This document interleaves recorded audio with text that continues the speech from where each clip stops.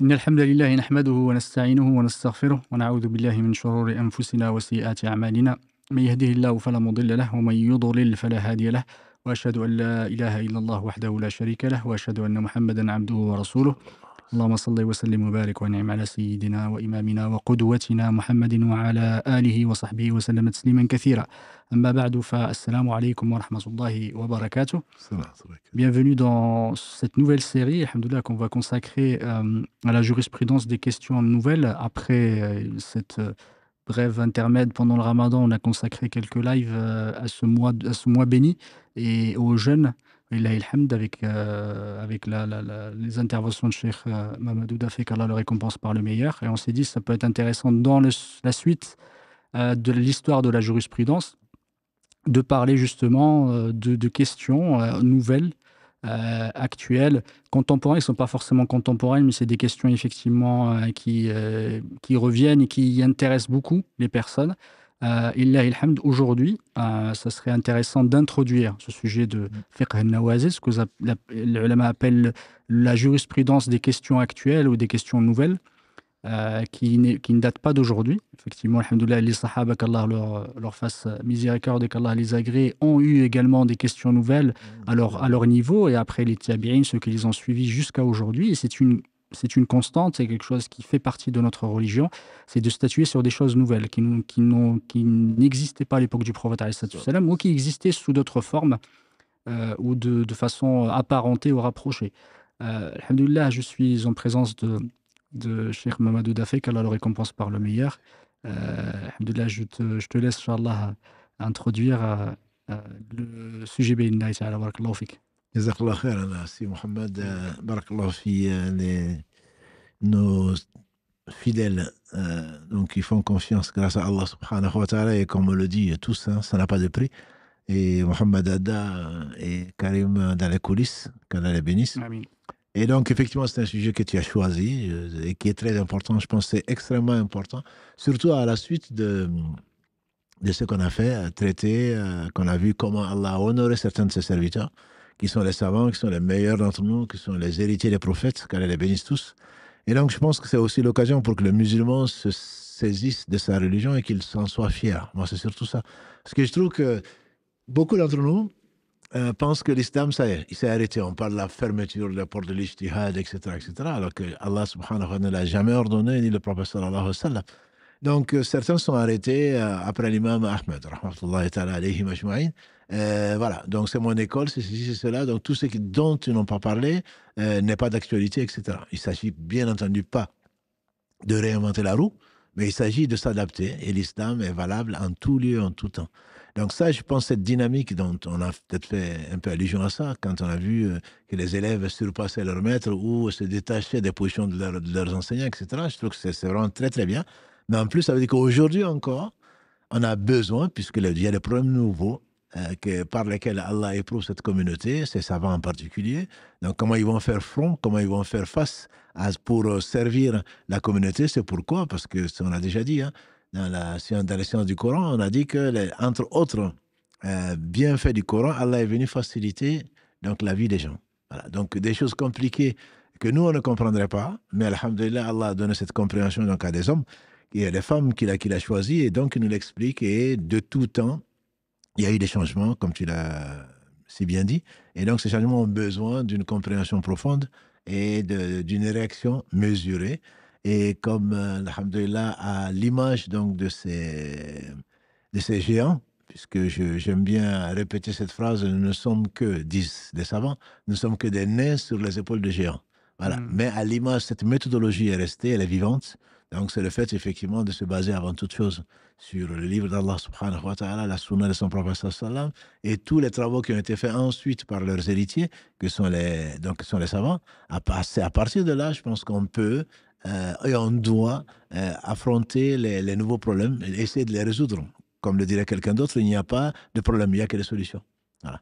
Et donc ça, je pense que c'est extrêmement dynamique, et encore, et heureusement, ça existe et ça continue. On n'est pas là pour reproduire, entre guillemets, les règles du fiqh concernant les menstrues, concernant la prière. Même là, partout et chaque fois, il y a des problèmes nouveaux donc, auxquels alhamdoulilah, nos savants font face, et à partir de leurs compétences, de leur expérience, et surtout leur piété.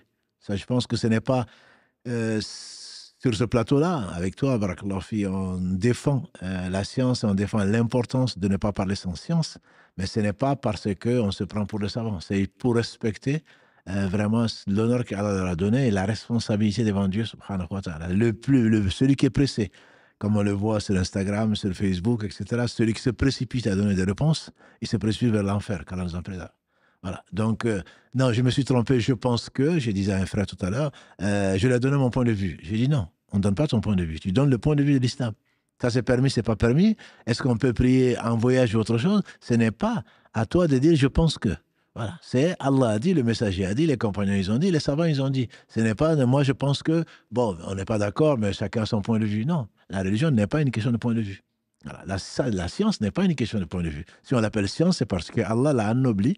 Et Allah a dit à son prophète sallam, fa'alam annahu la ilaha illallah wa astaghfiru li dhanbik. Il a dit à son prophète sallam, sache que Allah il n'y a d'autre être digne d'adoration si ce n'est Allah, et demande ensuite pardon pour toi ainsi que pour les croyants et les croyantes. Donc la science précède l'acte, c'est ce que disent les savants dans le Bukhari ou d'autres. Donc c'est important, on ne va pas dire des choses sans science, en disant je crois, je pense que.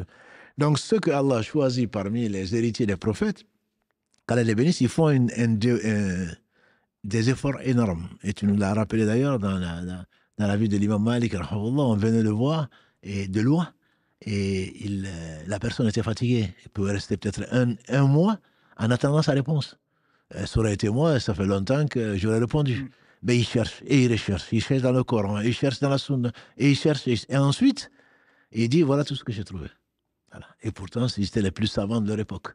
Voilà, donc il faut vraiment respecter Allah, respecter sa religion, respecter donc l'islam, et ne pas se précipiter comme le font beaucoup d'entre nous. Et ça, c'est quelque chose qui ne va pas. Mais ce que je retiens surtout, c'est la piété de ces hommes-là, le respect qu'on leur doit, et également leurs compétences et leurs efforts, dans le sens de djihad, leurs efforts, leur vie durant, ils l'ont consacré à faire aimer Allah, à comprendre la religion d'Allah et à aider les autres surtout, parce qu'ils auraient pu l'apprendre pour eux-mêmes. Mais ce qu'ils font, c'est faire sortir les gens de l'erreur, faire sortir les gens des ténèbres vers la lumière. C'est ce pourquoi les messagers ont été envoyés. Donc ça, je pense que c'est très important que le musulman sache que ces portes-là ne sont pas fermées, mais c'est fermé aux ignorants. Voilà. Ces portes de l'ijtihad ont toujours été fermées aux ignorants, et que Allah subhanahu wa ta'ala, s'il n'a pas envoyé d'autres prophètes, s'il n'a pas rendu le prophète alayhi salatu wassalam, immortel, c'est bien parce qu'il sait qu'il va protéger sa religion au travers de ce qu'il veut et au travers donc des gens qu'il a choisis et à qui il enseigne. On a vu des surdoués qui étaient les savants, en tout cas moi je les appelle comme ça, c'est pas par manque de respect. Ils avaient une intelligence, ils avaient une mémoire, ils avaient ce qu'Allah leur a donné et qu'ils ont mis au service donc d'Allah, au service de la religion, au service de cette communauté, qu'Allah les récompense par le meilleur. Et avant de rentrer dans le vif du sujet et aborder les questions relatives au dogme, parce qu'il y a des questions nouvelles qui pourraient effectivement toucher aux aspects du dogme, de la croyance, de la foi. Avant cela, j'aimerais juste introduire ce sujet en fait de fiqh an-nawazil, de jurisprudence des questions nouvelles, parce que c'est intéressant. Il y a quelques éléments très intéressants que tu viens de soulever dans l'appréhension, comment on aborde ces sujets, ces questions nouvelles. Donc, ce qu'on appelle nazila, qui est un terme très utilisé, usité par les ulama de jurisprudence, est-ce que tu peux juste nous donner une définition de ce qu'est la question nouvelle, parce qu'on se pose la question, quelle est la question nouvelle? Est-ce que le fait que on conduise des avions, qu'on ait des avions maintenant, est-ce que ça fait partie des questions nouvelles dans la jurisprudence ou pas? C'est ça, c'est dire qu'une question nouvelle du point de vue de la jurisprudence, ce n'est pas forcément toute chose nouvelle. Absolument, c'est pas toute chose nouvelle, c'est ce qui a trait, bon, nawazil comme tu dis, en arabe, ça vient de anzal, ça vient de descendre. C'est quelque chose qu'on vient de voir, à laquelle on vient de participer, donc auquel il faut donner une réponse. Ce sont des épreuves, mais c'est de belles épreuves pour les savants, pour nous, ce sont des problèmes. Donc le fiqh, déjà, c'est la compréhension, c'est tout ce qui va te rapprocher d'Allah au moyen de ce qui a été légiféré. Donc ce n'est pas parce qu'on a inventé telle marque ou on a fait ceci, cela. Tout n'est pas le fiqh dans ce sens-là. C'est les problèmes auxquels, les nouveaux problèmes auxquels les musulmans sont confrontés dans la pratique de leur religion. Tout à fait. Voilà, pas dans la, comme tu dis, pas dans le pilotage on est à Toulouse dans le pilotage d'Airbus ou le pilotage de voitures ou autre chose, c'est pas ça. C'est leur problème, entre guillemets, c'est technique, c'est scientifique certes, mais c'est technique. Donc c'est quand on est confronté. Donc, on peut avoir un problème de fiqh comme on le verra, Inch'Allah, maintenant, il y a des avions et qu'on fait des voyages de 12 heures, je ne sais comment est-ce qu'on va faire la prière, comment est-ce qu'on va jeûner, mais pas comment on va piloter, tout le monde deviendrait copilote, très certainement. Donc, effectivement, tu fais bien de le souligner, ce n'est pas parce qu'il y a des problèmes nouveaux, il faut qu'on réponde à ces problèmes-là. Barakallahu fik. Et ça fait partie justement de la définition des ulama, quand ils parlent de nazila dans le fiqh, il faut qu'il y ait le caractère de nouveauté, même si la nouveauté, elle peut être relative aussi, mais il y a le caractère de ce qu'ils appellent shidda, c'est-à-dire qu'il y a une nécessité de donner une opinion religieuse ou un statut religieux. Une chose où il n'y a pas obligation, il n'y a pas besoin, ça ne fait pas partie de faire un nawazil. D'ailleurs, tu l'avais rappelé, barakallahu fik, que les ulama ne cherchent pas forcément à chaque fois à répondre à des choses quand il n'y a pas nécessité. Tout à fait. Et j'aime bien cette phrase quand les gens viennent. Et quand je suis marié, un jeune qui a quel âge, et comment mon enfant, et quand il va... J'ai dit, est-ce que tu t'es marié? Il me dit, non, je vais te marier d'abord, ensuite, tu reposeras la question. Là. Voilà, effectivement, c'est des questions vraiment, il y a besoin d'une réponse, il y a besoin de statuer du point de vue religieux. C'est ça qu'ils appellent une nazila, effectivement, quelque chose de nouveau, quelque chose qui vient d'arriver, quelque chose qui nécessite l'avis d'un savant, ou l'avis, effectivement, des savants. L'autre question de nouveauté, sachant que voilà, ces nouveautés-là, elles ont été introduites. Pourquoi? Parce que, à cause, on va dire, des nouveautés ou du progrès technologique, du progrès industriel, etc. C'est ça qui a apporté. Et il y a une autre comment dire, raison. Comme disait Omar ibn Abdelaziz, qu'Allah lui fasse miséricorde, disait effectivement, il y a beaucoup de choses nouvelles qui arrivent à cause de la perversité des gens. Et ça, on le voit effectivement. C'est de plus en plus on s'éloigne de la religion et plus on recherche effectivement le plaisir et suivre ses passions, on invente des choses nouvelles. Qu'Allah nous préserve. Il y a une question effectivement dont tu as parlé tout à l'heure sur le traitement des questions nouvelles, ou le traitement de façon générale des questions religieuses, mais en particulier des questions nouvelles. Il y a un triptyque chez le ulama pour aborder ces sujets. Le premier, c'est la compréhension du sujet. Quelque chose de nouveau, c'est pas n'importe qui parle, et quand on parle, il faut bien comprendre le sujet, comprendre ses origines, comprendre le contexte, le co-texte, et les conditions, etc. C'est bien comprendre, parce que les ulama disent le fait de statuer sur quelque chose dépend de la compréhension qu'on en a. Et ça, c'est extrêmement important. Et tu en avais parlé tout à l'heure, barakallahu fik, c'est pas n'importe qui parle, et quand on parle, il faut bien comprendre le sujet. Si tu pouvais juste parce que c'est vraiment très intéressant de ce point de vue-là, parce qu'il y en a beaucoup qui parlent et ils comprennent la moitié. Et ça me rappelle un vers de poésie. Il disait qu'il y a beaucoup qui critiquent des bonnes paroles, mais leur problème, c'est que c'est leur mauvaise compréhension.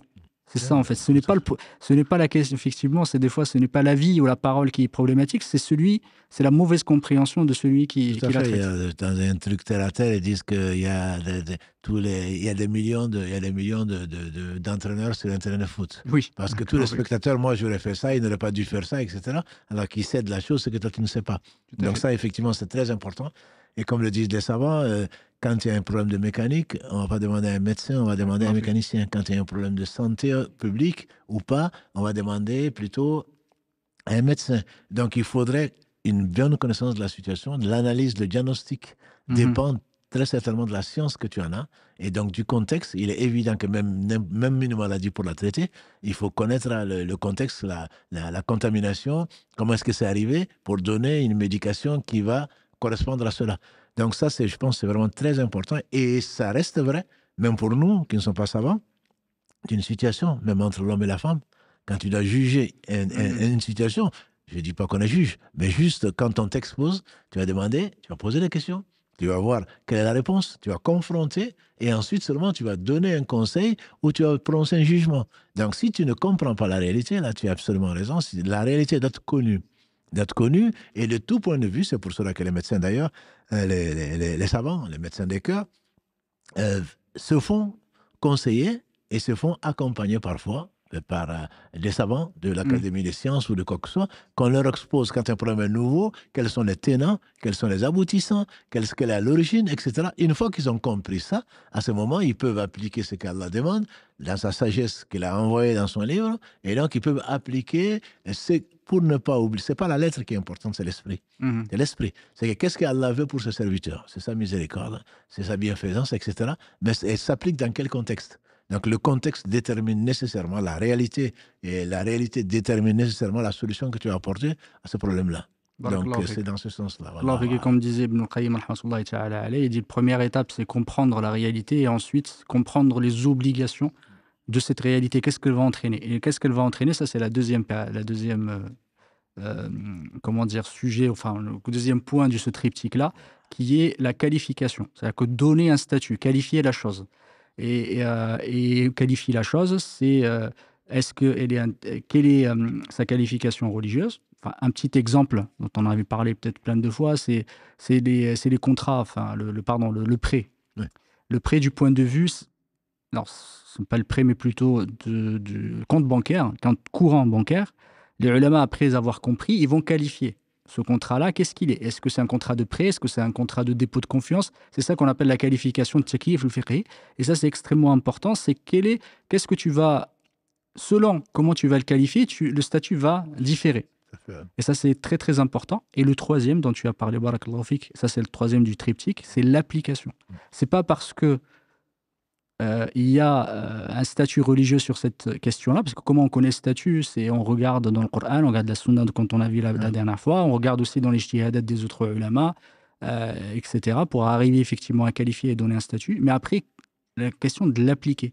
Et l'application n'est pas forcément la même chose que donner juste l'avis et donner un avis. C'est quand je l'applique, ça dépend de la situation générale. Il y a parfois peut-être un intérêt beaucoup plus grand justement de ne pas appliquer. Et je donne l'exemple, celui du prophète alayhi salatu wassalam, la Kaaba. Par exemple, la Kaaba, il aurait pu effectivement la détruire et pas la reconstruire, mais la maslaha, l'intérêt général prévalait, du coup, il ne l'a pas fait. Et ça fait partie, justement, les gens ne savent pas, des fois, un vrai moufti, ce que disent les ulama, entre juste un savant et un moufti et qui va donner la fatwa, la différence, c'est qu'il connaît le contexte et quand il applique, il va regarder la situation de la personne ou la situation générale avant de l'appliquer. Et barakallahu fik, on tombe des fois dans des problèmes et les exemples peut-être que tu nous as déjà cité, ceux qui ont fait la fatwa, celui qui était atteint de maladie effectivement et qui en est mort après. C'est vraiment l'exemple même de quel est le statut de la chose et comment on applique justement l'application. Tout à fait. Le très bel exemple, c'est celui qui a participé à des efforts dans la guerre et puis finalement que Allah l'a éprouvé et qui s'est retrouvé en train de faire un rêve érotique. Et le statut de quoi? Il dit j'ai fait un rêve érotique. Il dit tu te laves. C'est connu. Dans le fiqh, c'est connu. Voilà, ça c'est un savant entre guillemets. Mais le mufti, ils vont le dire, mais il dit mais je vais mourir. J'ai un trou dans la tête. Exactement. Ils disent mais tu te laves. Et il s'est lavé, il est mort. Et le prophète sallam a dit qu'Allah les tue parce qu'ils l'ont tué. Et donc ça, c'est effectivement, là, le mufti, c'est quelqu'un qui a cette science, et au-delà de la science, qui voit le contexte, qui a cette sagesse et qui voit la maslaha, et quel est le bien dedans, est-ce que le bien l'emporte sur le mal, quelles sont les conséquences, etc. Donc en fonction, c'est pour cela d'ailleurs que souvent on insiste, une fatwa est valable dans une circonstance particulière, pour quelqu'un de particulier, et donc on n'a pas le droit d'aller sur Google, de cliquer, et de dire, mais j'ai vu ce cas-là, ça s'applique à moi, probablement pas. Barakallahu fik, c'est très important le point dont tu as parlé. Des fois, des fatwas qui sont valables dans certains contextes ne sont pas forcément dans d'autres contextes, parce que si on avait posé la question peut-être à ce alim et qu'on lui avait expliqué le contexte, il connaissait le contexte, il n'aurait pas potentiellement fait cette fatwa-là. Et on fait la fatwa justement, ce n'est pas parce qu'il change, c'est pas changer la loi d'Allah subhanahu wa ta'ala, ce n'est pas ça l'objectif. Mais quand Omar, qu'Allah subhanahu wa ta'ala l'agrée quand il a suspendu la peine, effectivement, de celui qui vole, c'est parce qu'il y avait un contexte. Et c'est ça une question, effectivement, Allah subhanahu wa ta'ala l'a donné à des gens, comme tu as dit, et qu'Allah subhanahu wa ta'ala a inspiré. et qu'Allah subhanahu wa ta'ala nous facilite. Et je ne vais pas aller plus loin dans les explications de Nawazi, je pense qu'on va rentrer dans le vif du sujet de ce cours, de ce live. C'est les questions relatives au dogme. Questions alors relativement nouvelles qui concernent le dogme. Et la première, c'est celle qui concerne le Coran. Pourquoi elles font partie du dogme, même si elles font partie justement de la jurisprudence à proprement parler, mais parce que c'est la parole d'Allah subhanahu wa ta'ala, elle touche effectivement, ça c'est un des attributs d'Allah subhanahu wa ta'ala, c'est sa parole. Du coup, c'est pour ça qu'on va la traiter dans ce live-là. La première, est-ce qu'on a le droit, ceux qui sont arabophones, bien sûr, peut-être que ceux qui sont francophones ne le comprennent pas, c'est qu'effectivement, l'écriture du Coran, aujourd'hui, qui est admise, c'est celle de Uthman. C'est là ce qu'on appelle le khat al-Uthmani. C'est là l'écriture othmanique, on peut appeler ça comme ça, ou uthmanienne, je ne sais pas comment on pourrait le dire. Il y a des questions qui se posent. Est-ce qu'on a le droit d'écrire avec autre que l'écriture qu'on retrouve dans les mashaf? Parce qu'elle n'est pas la même que l'écriture usuelle qu'on a aujourd'hui, qu'on utilise dans les livres, dans les journaux, de façon générale. Quel est le statut, barakallahu fik, là-dessus? Déjà, il faut savoir que quand tu parles de dogme, puisqu'effectivement nous croyons que le Coran est la parole incréée d'Allah subhanahu wa ta'ala, il ne s'agit pas parce que les uns et les autres peuvent en douter, comme les Mu'tazila ou d'autres, qu'on va dire que c'est une question nouvelle. Les gens en discutent. Non, ça, ce sont des questions de dogme. L'existence d'Allah, croire aux anges, aux livres, ce sont des choses qui ne se discutent plus. Là, il n'y a pas d'ijtihad dedans, c'est de la révélation. Et ça ne se discute pas. Par contre, effectivement, on a les journaux en arabe, par exemple, qui ont adopté maintenant une orthographe orthographique, comme ils l'appellent ça. Est-ce qu'on ne va pas mettre le Coran comme ça? Parce que c'est plus facile, les gens sont habitués à ça. Mais donc, les comités de savants ont réfléchi à la question et ils ont vu par rapport à ce qu'Allah a révélé, surtout par rapport à l'esprit, et ils ne l'ont pas permis. Ils n'ont pas permis dans la mesure où c'est les risques potentiels de ça. Parce que Allah a conservé, subhanahu wa ta'ala, son livre sous la forme donc de mushaf, et avec une écriture, une façon de faire qui interdit la déformation et l'introduction du faux dedans. Ça, c'est lui qui l'a assuré. 41, surat 48, verset 42, le faux ne peut pas l'atteindre. Et donc, à partir de ce moment-là, l'écrire comme on le trouve dans les journaux, c'est ouvrir la porte à des falsifications possibles, subtilement, certainement, peut-être au début juste une ou deux lettres, et qui va se perdre, alors qu'en réalité là, les mots sont écrits de la façon et que tout le monde connaît, que les gens ont appris par cœur. Et donc, si on ouvre cette porte-là, on peut le faire. Je veux dire, on peut le faire, mais si on l'ouvre, les conséquences peuvent être terribles. Parce qu'à court, à moyen ou à long terme, c'est s'attaquer à l'intégrité même du Coran. Et quand on va commencer à se poser la question, est-ce que ce mushaf que j'ai, est-ce que c'est vraiment correspond à ce qui a été révélé? À ce moment-là, quand le doute s'y met, c'est la croyance même qui est interpellée. Barakallahu fik. Et ça fait partie effectivement des éléments que Uthman, qu'Allah subhanahu wa ta'ala fasse miséricorde, c'est qu'il a agréé, qui a instauré justement cette écriture, et ça fait partie des points potentiellement de consensus entre les sahaba, parce qu'ils se sont tous accordés là-dessus.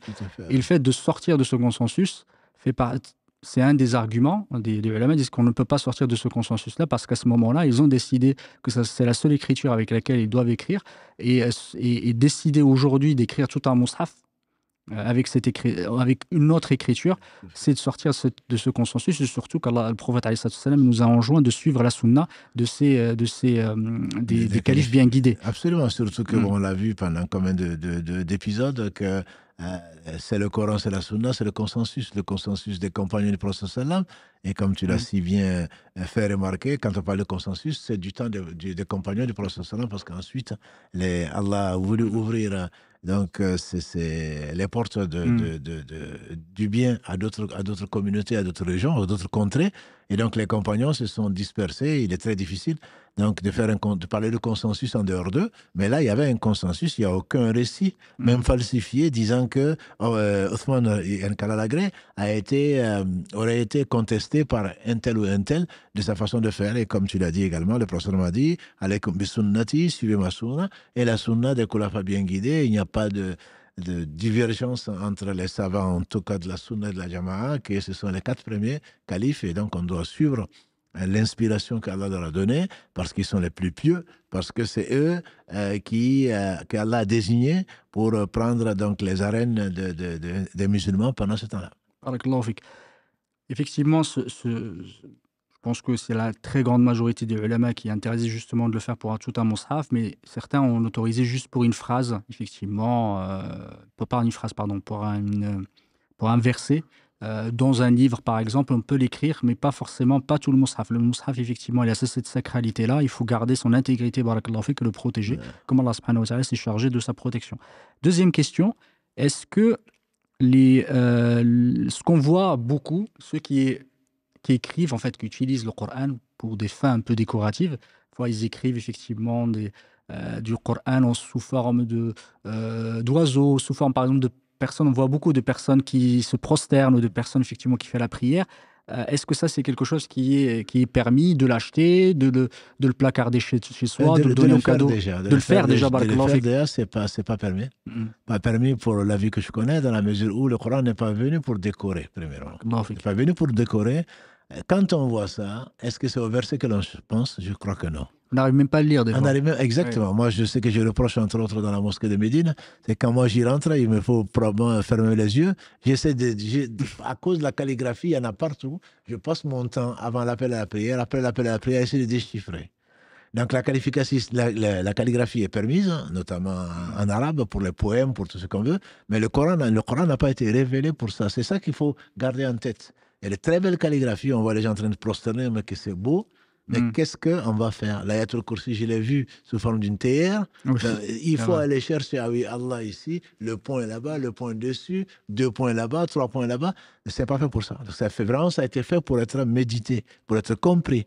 Et ce n'est pas à la disposition de tout un chacun, sans compter, comme tu l'as dit tout à l'heure, on va avoir, quelque part, on dessine un être humain. Quand on voit, c'est pas le Coran qu'on voit, on voit l'oiseau arrêté sur une patte, ou on voit quelqu'un en train de se prosterner, c'est ce que l'on voit. Donc, quelque part, est-ce que c'est pas une façon de contourner la loi et finalement de se retrouver en train de dessiner ce qui est interdit, donc des êtres animés, et notamment des hommes ou des animaux. C'est déjà interdit, mais en plus tu le fais avec le Coran, c'est toucher à la sacralité et même à l'esprit même du Coran.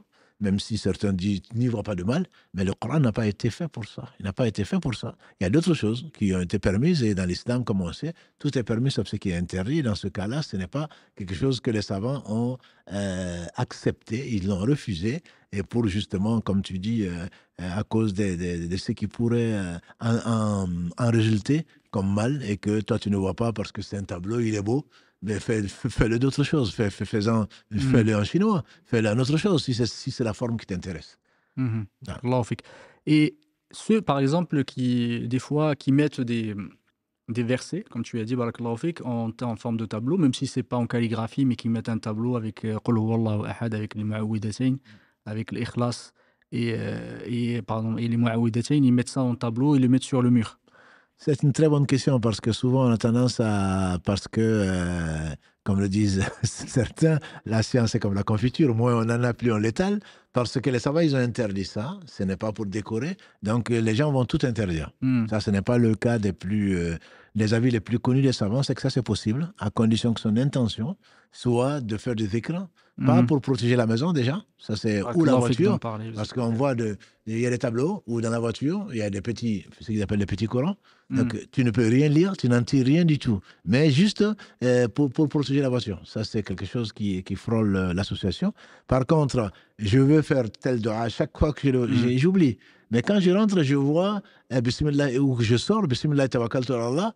Je me rappelle que celui qui dit ça, Allah subhanahu wa ta'ala, le protège, Bismillah, au nom d'Allah. Donc, je mets ma confiance en Allah, la hawla wa la quwwata illa billah, et que Shaitan dit à l'autre Shaitan, comment est-ce que tu vas poursuivre cette personne donc qui a mis sa confiance en Allah. Ça, ce sont des choses de rappel, sont possibles, mais c'est pas de la décoration. Tu le fais pour un but. Pour apprendre. Pour apprendre, et le prophète d'ailleurs a permis à celui qui ne retenait pas, donc qu'on lui écrive un discours, non, parce que ça sert. Il veut retenir, mais il a une mauvaise mémoire.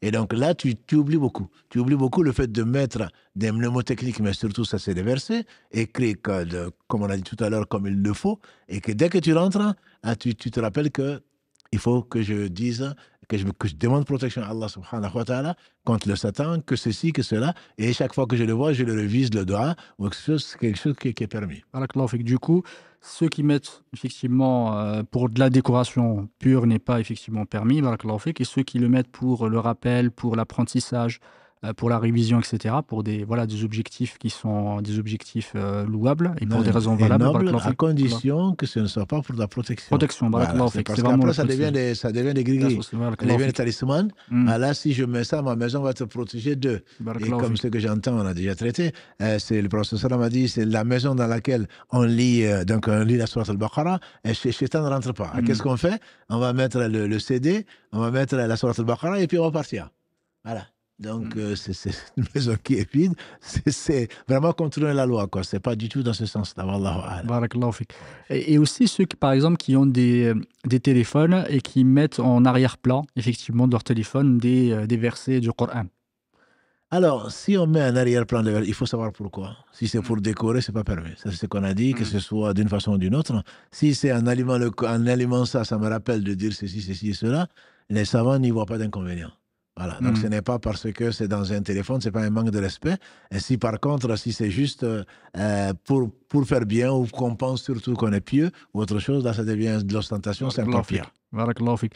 Et du coup, celui qui a le téléphone comme ça, enfin, là, on ne parle pas de la mémoire du téléphone, voilà, c'est la question prochaine question, pardon, mais celui qui a effectivement en arrière-plan et qui rentre dans les toilettes. Justement. Avec le Coran. Avec le Coran en arrière-plan. C'est-à-dire qu'il a un verset du Coran derrière en arrière-plan qui rentre avec son téléphone. S'il rentre, il éteint son téléphone. Oui. Parce que c'est un manque de respect. Tout à fait. Que de rentrer, de toute façon, on a dit, même avec une bague ou avec quelque chose sur laquelle le nom d'Allah est écrit, c'est la parole d'Allah. Donc, on ne va pas lire ou faire lire la parole d'Allah dans un endroit qui est sale. Ça, ce n'est pas... Si c'est éteint, ben, c'est plus un téléphone, puisque ça ne marche pas. Mais si on le voit, et lui-même il le voit, ou quoi que ce soit, c'est un manque de respect. Barakallahu fik, jazakallahu khairan. La question, justement, de enregistrement, enfin l'enregistrement sur des supports numériques. À l'époque, il y avait des cassettes, après c'est passé des CD, maintenant il y a des téléphones, des disques durs, etc. Et effectivement, j'ai mon téléphone, il y a le Coran dedans. Bon, en tout cas, est-ce que j'ai le droit, je rentrais avec je pense qu'on en a déjà parlé de ce sujet-là, je rentre aux toilettes, est-ce que ça a le même statut que celui qui rentre avec un mushaf aux toilettes? Alhamdulillah, c'est une très bonne question parce qu'il y a beaucoup de gens à qui Allah a voulu du bien et qui se posent ces questions-là. Effectivement, ils n'y pensent même pas et puis tout d'un coup, ils se rappellent qu'ils ont une application, il y a le Coran. Non, il n'y a pas de mal parce qu'il ne va pas parler tout seul. Il ne va pas parler tout seul, il faut une lecture, il faut, voilà, l'application, il va falloir l'ouvrir, il va falloir utiliser autre chose, sinon c'est pas automatiquement, ça ne se fait pas automatiquement. Donc ça, c'est permis, à condition, je dis bien à condition, qu'on ne le mette pas comme appel à la prière ou autre chose. Parce que si on le met comme appel à la prière, il faudrait éteindre le téléphone. C'est si, alors qu'on est en train de faire ses besoins, ça se met à appeler, ça se met à parler d'Allah, etc., ça c'est un manque de respect et ça fait rentrer les anges, ça c'est pas permis. Par contre, le fait qu'on l'ait sur support, comme tu dis, les cassettes de mon temps, et ensuite c'est devenu des CD, maintenant je ne sais même plus ce que c'est. Voilà, ça ce sont des choses qui vont stocker des données et donc pour activer on a besoin d'autre chose. Donc c'est pas automatique. Quand c'est pas automatique, à ma connaissance, les savants ils le permettent. Barakallahu fik. Et ça, du coup, ça me permet de rebondir, je peux parler d'un sujet de ceux qui mettent le Coran comme sonnerie de téléphone.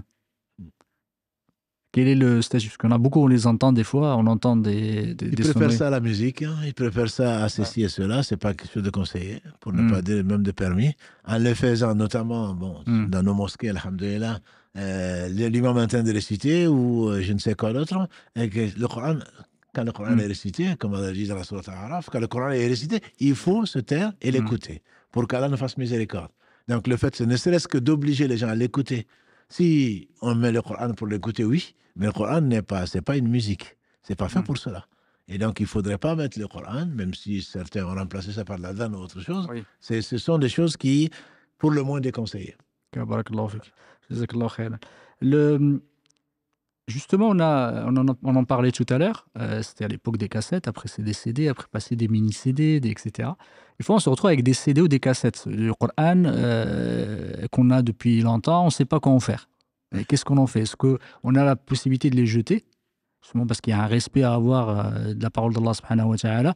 Le Coran, de toute manière, on n'a pas le droit de le jeter. Tu peux juste, on va peut-être profiter de cette question-là pour dire comment on peut, pas se débarrasser, pardon, mais plutôt s'il y a un Coran qui est déchiré, qui est complètement inutilisable, comment voilà, C'est comment sûr que on va pas le jeter dans la poubelle. On va pas le jeter par terre même.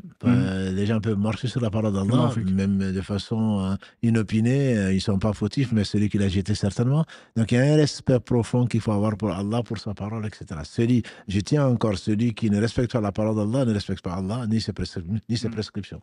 Donc effectivement, on va se retrouver avec nous qui avons traversé les âges. J'ai des cassettes. Effectivement, j'en ai encore et j'ai plus d'appareil pour le jouer. Et puis de toute façon, la qualité n'est pas la même, etc. Comment je vais le faire? Comment je vais le faire? Je vais les donner bien sûr à la mosquée. C'est ce que les gens viennent de faire. Ils viennent avec un sac plein de cassettes et puis ils laissent à la mosquée. Débrouillez-vous. Débrouillez-vous. Ou j'ai des livres, je ne sais pas quoi le faire, ils ne savent même pas lire, et il y a du Coran dedans, donc on jette ça à la mosquée. Non.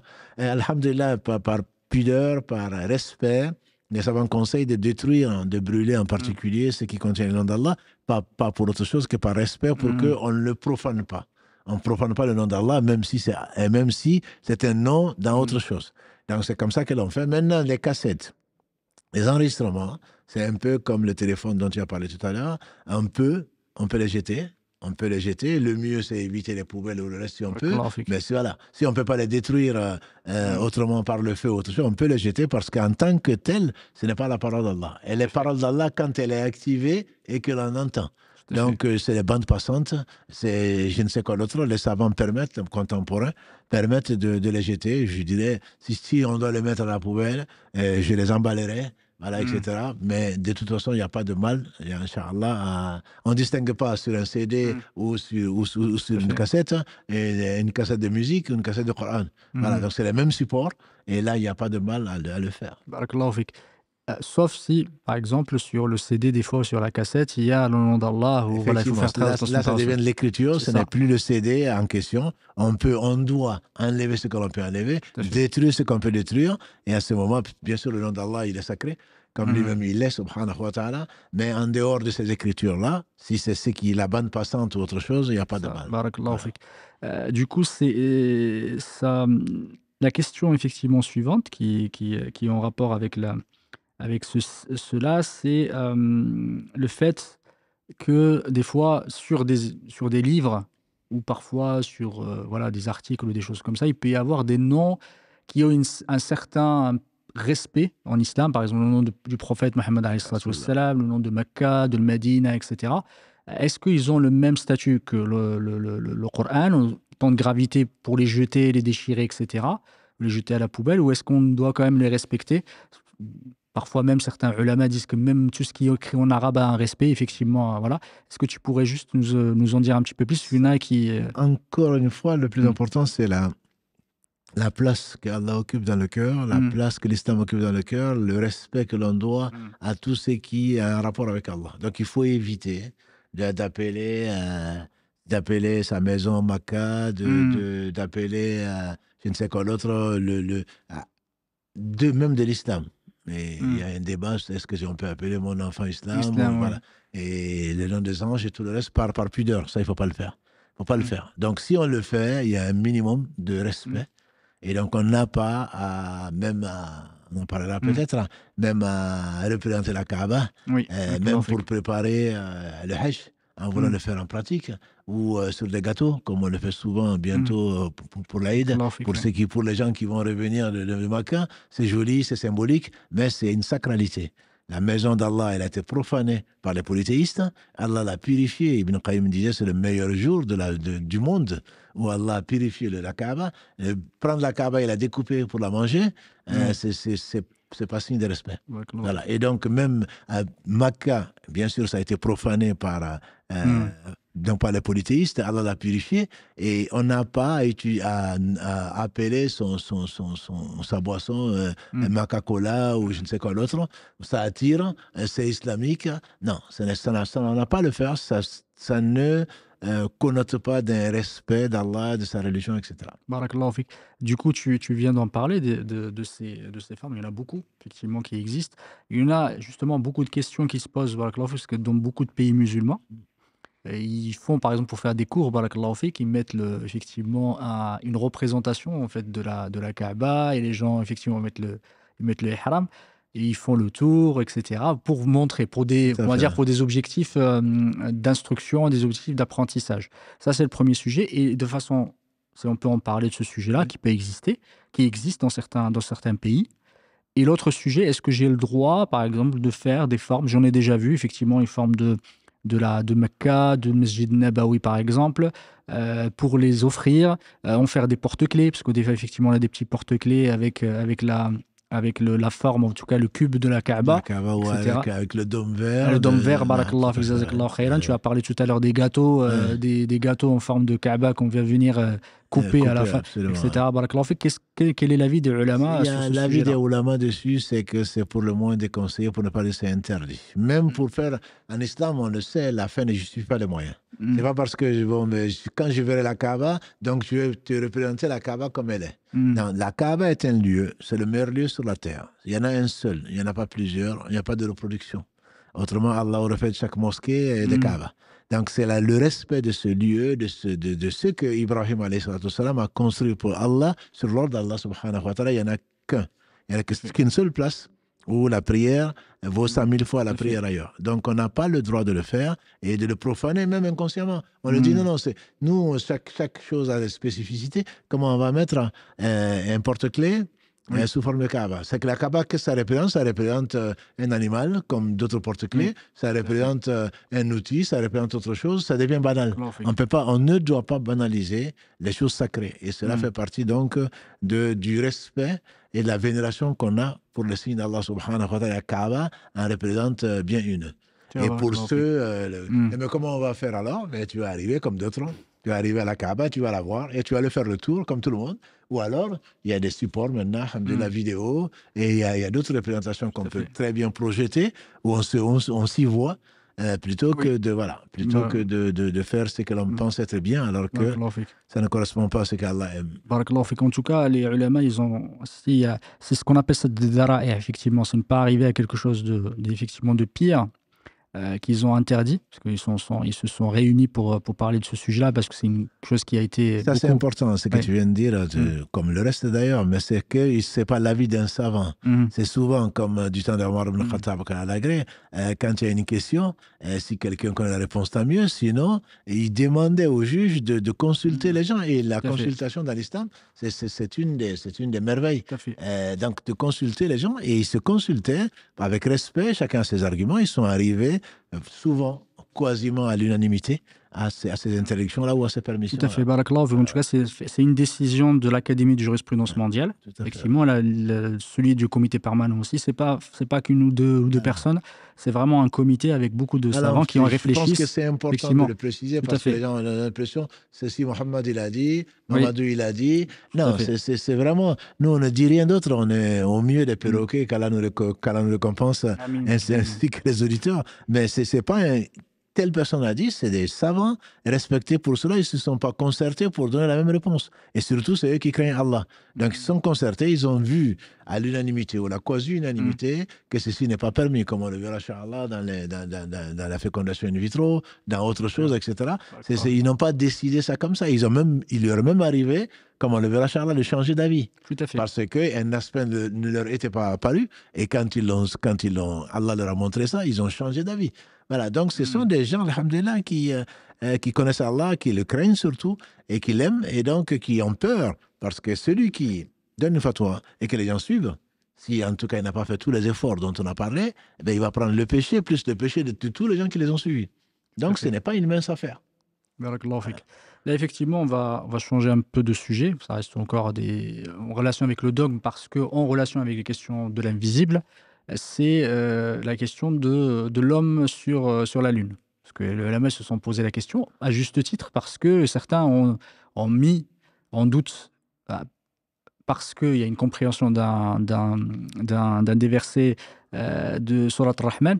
Effectivement, si tu pouvais juste nous en parler de ce sujet de est-ce que l'homme peut effectivement arriver au ciel, enfin pas au ciel, dans l'espace déjà, dans et l'espace, juste avant même d'arriver ça, à la Lune. Ça, c'est Apollo 11, ça. Oui, oui. Donc, depuis Apollo 11, il y a eu beaucoup de débats, bon, surtout des ignorants, mais au moins certains ont posé la question, et puis effectivement, Allah dit,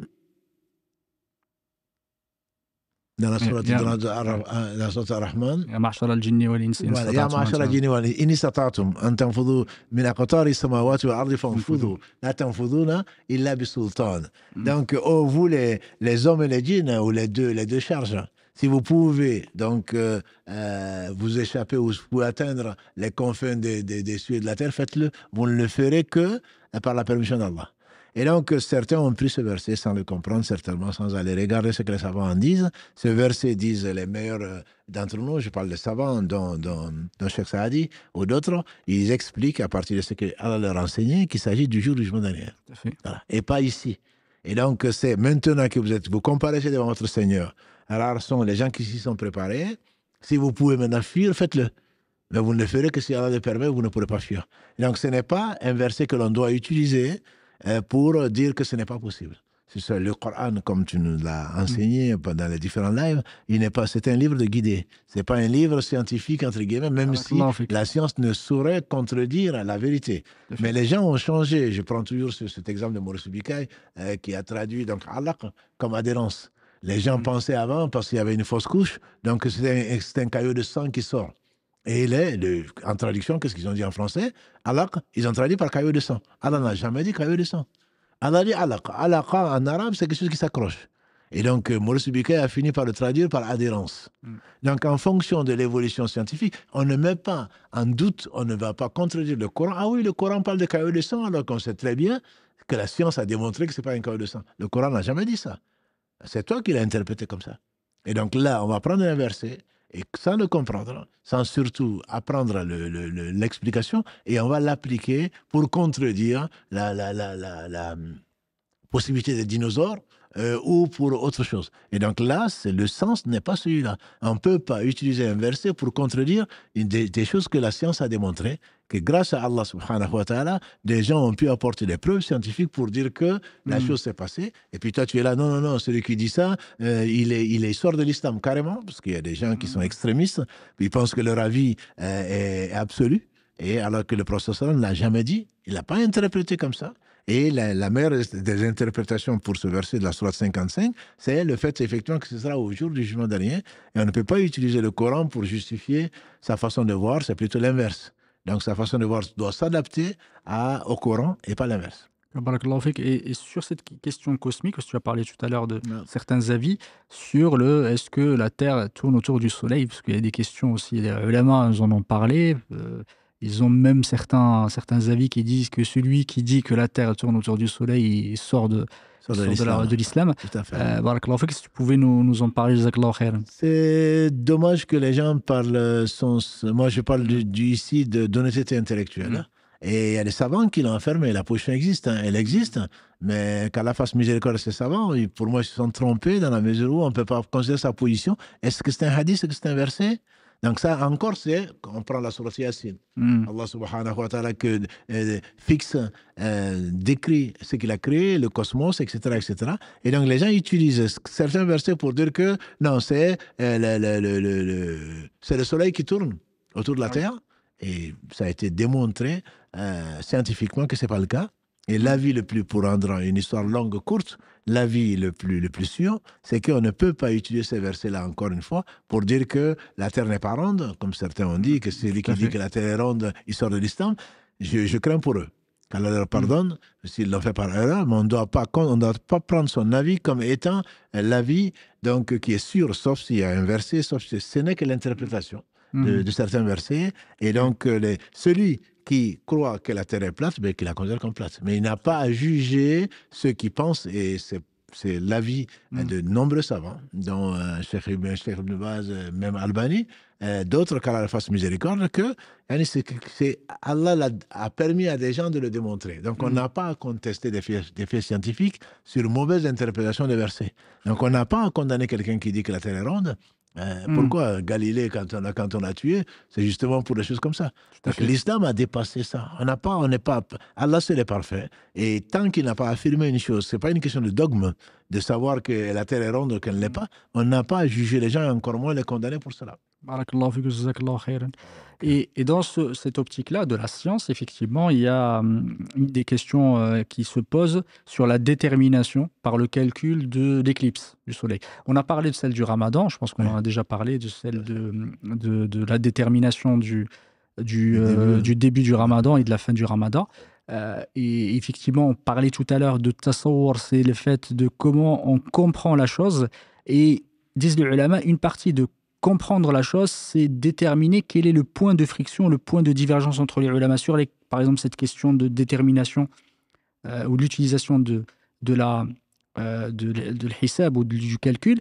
Il y a une différence entre utiliser la détermination effectivement du calcul et déterminer un temps, de déterminer effectivement le début du Ramadan en utilisant le calcul. Il y a une différence entre les deux. C'est pas parce que ceux qui disent qu'on n'a pas effectivement à déterminer le premier du Ramadan à l'aide du calcul veulent dire qu'on n'a pas le droit d'utiliser le calcul. Et ça, parfois, certains, ils font des raccourcis, malheureusement. Et c'est dans cette optique-là que je voulais te parler effectivement de l'éclipse, parce qu'on en parle très peu, et c'était intéressant de parler effectivement de l'éclipse de la Lune et du Soleil, etc. Mais c'est exactement ça, tu as tout dit. Hein. C'est au début du Ramadan, les savants savaient qu'il y avait le calcul. Quand le prophète dit nous, on est un peuple qui ne calcule pas, il n'a pas dit qu'il n'a pas intérêt le calcul. Pas du tout. C'est que nous, on attend l'observation. Maintenant, on sait, alhamdoulilah, jusqu'en, je ne sais pas, en 2000 combien, peut-être même en 3000, exactement la conjonction entre le Soleil et la Lune, quand on va voir le croissant, etc., par les calculs. C'est une probabilité qui est très forte. Voilà, ben on va dire non, c'est même 100%. Bon, c'est pas parce que c'est 100% que l'avion ne s'écrase pas, ni quoi que ce soit, c'est basé sur des calculs. Donc il y a une part d'incertitude, alhamdoulilah, mais les savants, dignes de son nom, acceptent cette chose-là et acceptent qu'on puisse prévoir l'éclipse, qu'elle soit totale, et même l'endroit où ça va se faire, parce que Allah a enseigné à l'homme ce qu'il ne savait pas. Voilà, donc on ne va pas se dire, non, mais ça c'est des ghaibiyat, c'est les choses de l'invisible. Comment est-ce qu'on va dire qu'il va arriver ceci? Le prophète m'a dit, c'est des signes d'Allah. Il allait à l'essentiel. Quand vous le voyez, remerciez Allah, glorifiez-le. Donc ça, c'est le but. Allah a voulu qu'il y ait ces conjonctions-là pour nous rappeler qu'il est le Tout-Puissant et qu'il viendra un jour, comme de très nombreuses sourates le disent, où le soleil va s'obscurcir. Ça nous rappelle le jour du juin dernier, mais ça ne veut pas dire que celui qui a dit qu'il va y avoir l'éclipse, ben, s'il a raison, ben, qu'il remercie Allah, et s'il a tort, qu'il n'en veut qu'à lui-même. Voilà, donc il ne faut pas mélanger des choses. Les calculs ont démontré, les calculs sont arrivés à une conclusion à laquelle nous croyons jusqu'à preuve du contraire. Voilà. Mais ça ne veut pas dire qu'ils connaissent l'avenir ou qu'ils connaissent le futur, etc. Et dans cette optique-là, c'est la question du climat, enfin de la météo, des études météorologiques, parce qu'on a beaucoup, par exemple, quand on dit demain, vraiment, il va pleuvoir, certains disent ouais, mais comment tu sais qu'Allah subhanahu wa ta'ala connaît le ghaib, tout ça, c'est vous sortez de la religion, parce que voilà, c'est beaucoup de questions qui se sont posées quand c'est arrivé. Quel est le statut qu'en disent les ulama sur l'utilisation de la météo, effectivement, dans la détermination du temps? La météo, c'est une science qui est basée sur une connaissance, sur l'observation, sur de l'expérience. Et donc, c'est comme ce que tu viens de dire par rapport à l'éclipse ou le voyage vers la Lune ou le reste. Allah a permis aux gens d'anticiper, de savoir s'il y a des cyclones, s'il y a le vent, de calculer la vitesse, la fusion des nuages, etc., etc. Ça, ce n'est pas quelque chose qui est contradictoire avec l'islam, au contraire. Simplement, c'est que l'on sait que ça reste des calculs. Et comme la météo et les météorologistes et le reste, ils le savent très bien, que bon, il y a une probabilité. Et même, ils sont les premiers. Et c'est pour cela qu'ils sont souvent surpris par la vitesse ou par la lenteur ou par carrément le détournement des vents vers ceci et cela. Ils sont trompés. Ils le reconnaissent, mais ce n'est pas pour autant qu'on va les discréditer. Ce sont des choses qu'Allah a voulu leur enseigner. Ils peuvent se tromper. Justement, ça va leur amener à l'humilité, ça va leur amener à la découverte des limites de l'homme. Et donc ça, je pense que tout ceci est admis dans l'islam et admis par les savants, contrairement à ce que... Parce que on est plus on dénie les faits scientifiques, plus on le considère comme savant. Alors que c'est l'inverse. que ça doit être l'inverse. Un savant doit savoir qu'il est humble et qu'il doit apprendre et que ce sont des choses. C'est pas, on n'est pas là pour justifier la concordance entre l'islam et la science, pas du tout. On en a déjà discuté. Ce n'est pas du tout ça. Simplement, c'est pour, il faut pas faire dire à l'islam ce qu'il n'a pas dit. Voilà. Nous, on a une conception parfois étriquée, parfois étroite, et on ne voit que par les lorgnettes, alors qu'en réalité, Allah l'a laissé, s'il avait voulu, il nous aurait dit, il nous aurait tout révélé. Mais où est le bien? Il faut voir où est le bien. S'il y a des choses qui arrivent, il faut... Le prophète, quand il y avait du vent, on dit qu'il devenait très, très perturbé.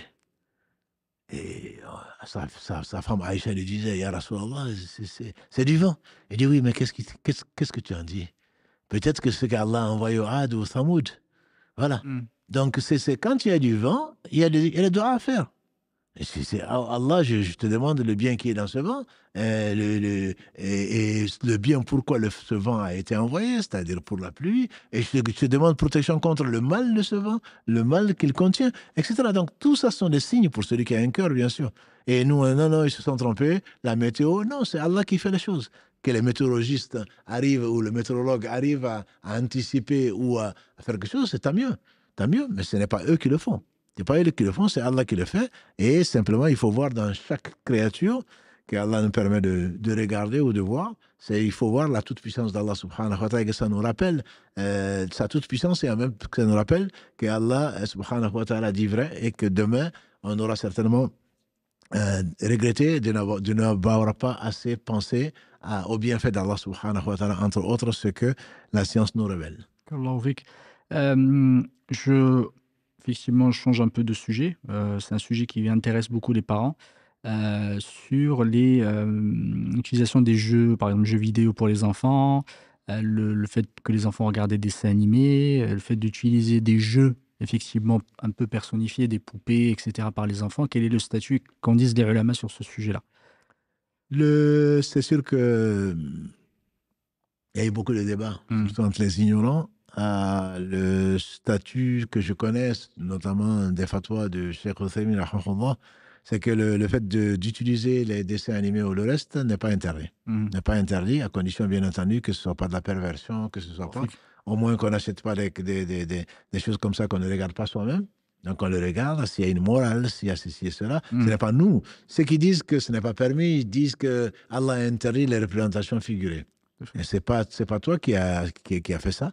Et donc, également, je dis à mes frères et sœurs, moi, je veux bien vous les interdire. Moi, je veux bien que vous les interdisez. Mais au moins, remplacez ça par autre chose. Voilà. Là, on est là, nous, on est toujours, tout est interdit, tout est interdit. Donc, si tu veux interdire des choses, alors amène au moins, les enfants, ils ont besoin de jouer. Et avant, les compagnons du prophète sallam, ne serait-ce que pour les occuper pour le jeûne et tout ça, elles leur faisaient faire des poupées ou des choses comme ça. Voilà. Et toi, tu ne sais même pas le faire. Donc, je mets aussi en garde contre les parents qui sont démissionnaires et qui mettent les enfants devant, devant les dessins animés. Ils s'occupent d'autre chose. Parfois au téléphone pendant des heures et des heures. Et donc, c'est pas comme ça qu'on va éduquer les enfants. Par contre, dire que les dessins animés sont interdits, il faut amener la preuve. En tout cas, les savants contemporains le permettent et ils disent qu'on n'y est pour rien. Pour ces dessins-là, il s'agit bien entendu de choisir les meilleurs dessins pour transmettre la meilleure des éducations. Du coup, on peut effectivement acheter des jouets pour les enfants, etc. Comme tu as donné l'exemple, celui de Aïcha, qu'Allah subhanahu wa ta'ala l'agrée, et quand elle était petite, elle avait effectivement un bouraq. Qui avait C'était quand le prophète sallam a vu ça, il dit des chevaux avec des ailes. Et Aïcha était cultivée, même petite, elle dit est-ce que tu ne connais pas les chevaux de Suleiman? Voilà, qui avaient des ailes. Donc, il n'a pas. On dit que la sunna, c'est quoi? C'est le fait, c'est les paroles, c'est les actes et l'acquiescement du prophète sallam. Il se serait jamais, si c'était interdit, il aurait cassé ça. Et comme quand il est arrivé, il a vu sur le dessin, sur le mur ou sur la porte, l'habit avec des dessins, il s'est arrêté, il n'est pas rentré chez Aïcha. Elle dit, je demande pardon à Allah, son messager, qu'est-ce que j'ai fait?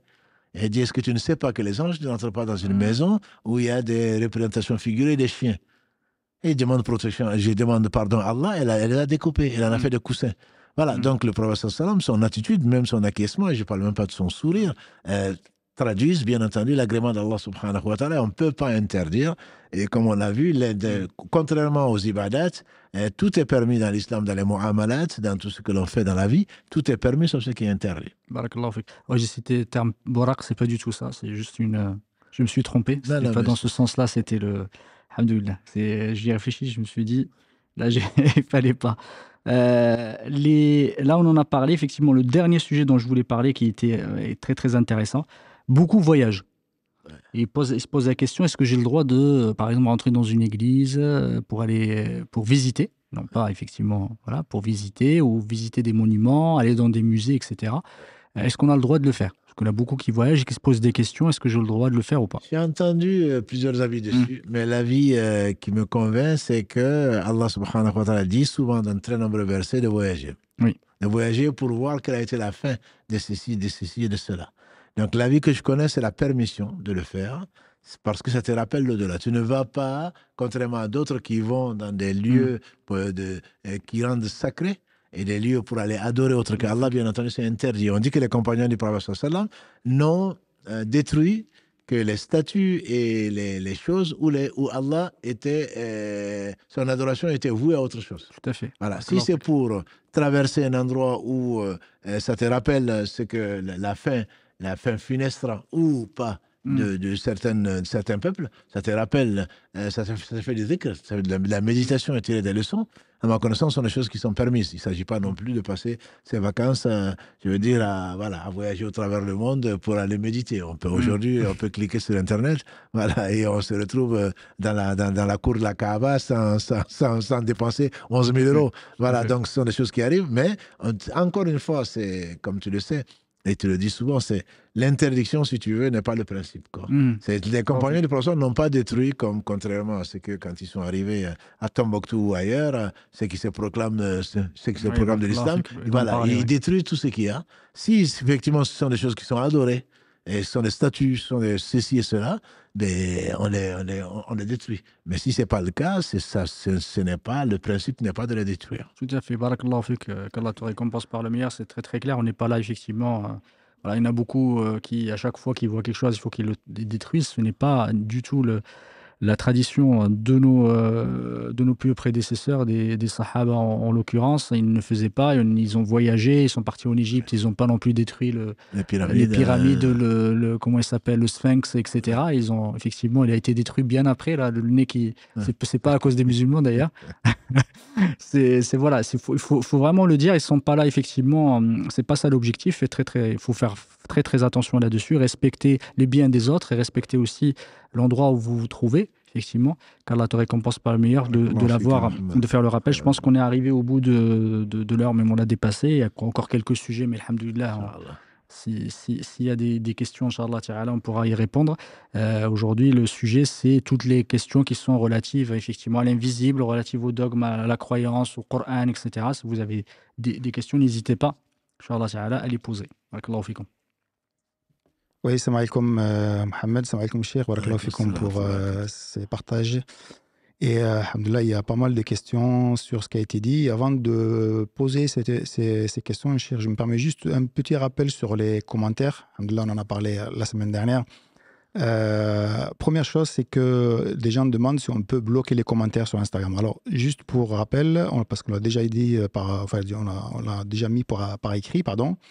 Comme vous avez remarqué, vu la qualité de la diffusion qu'on vous propose, on ne diffuse pas ces lives-là avec le téléphone. Et on utilise donc des applications et du matériel pour faire ça. Et l'application que nous utilisons ne nous permet pas, en fait, de bloquer les commentaires.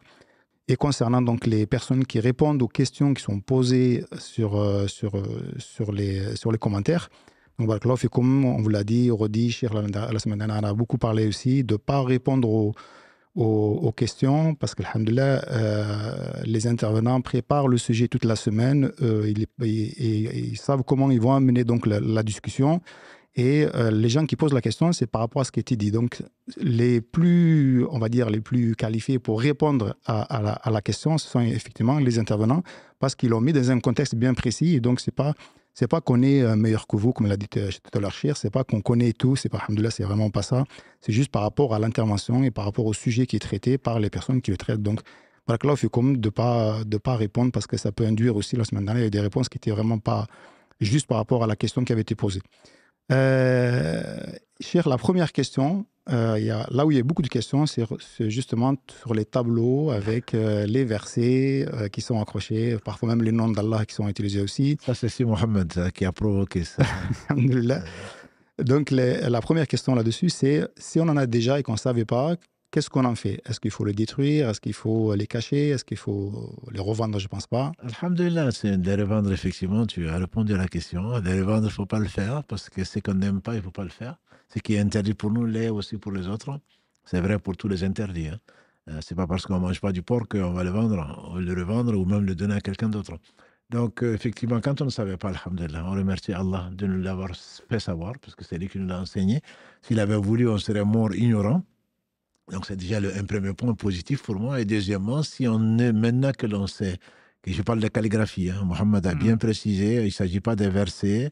Le Coran n'est pas venu pour... Certains savants vont dire jusqu'on n'a pas à mettre Ayatul Kursi ou d'autres, parce que souvent, ça va amener de l'interdit, dans la mesure où la personne va penser que ça va protéger sa maison ou autre.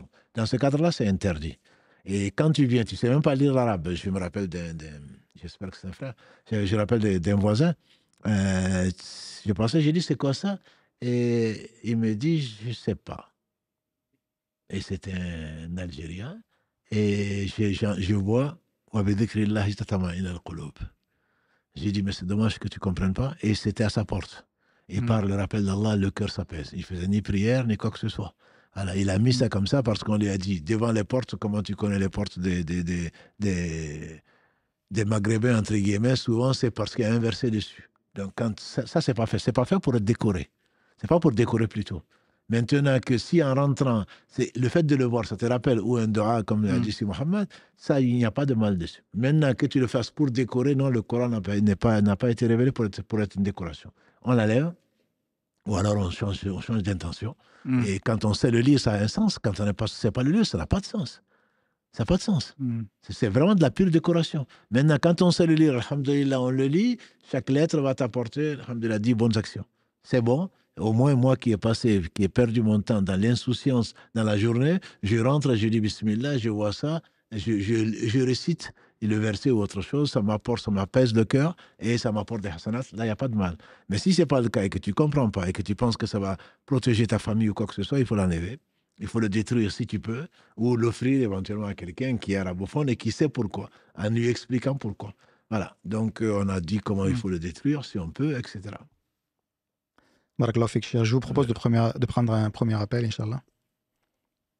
Allô, salam alaikum.